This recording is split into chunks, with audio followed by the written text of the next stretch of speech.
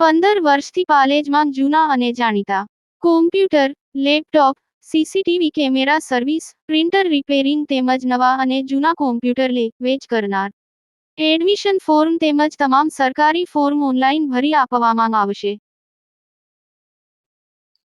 ઝઘડિયા તાલુકાના રતનપુર સ્થિત કોમી એકતાના પ્રતીક સમાન હઝરત બાવાગોરનો ઉર્સ મુબારક હર્ષોલ્લાસ સાથે ઉજવાયો.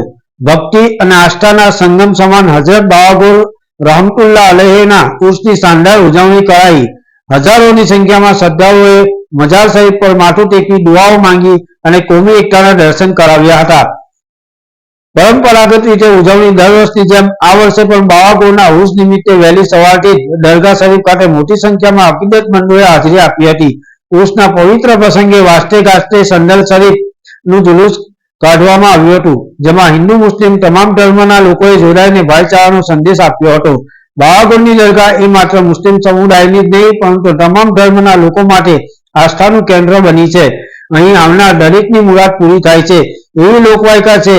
સમગ્ર મહોત્સવ દરમિયાન કાયદો અને વ્યવસ્થા જળવાઈ રહે તે માટે પોલીસ તંત્ર અને સ્થાનિક સ્વયંસેવકો દ્વારા ખડેપગે સેવા આપવામાં આવી હતી. શાંતિપૂર્ણ માહોલમાં બાવાગોરનો ઉર્સ સંપન્ન થતા લોકોમાં ખુશીની લહેર જોવા મળી હતી. પાલેજ ટાઈમ્સ, ભરૂચ.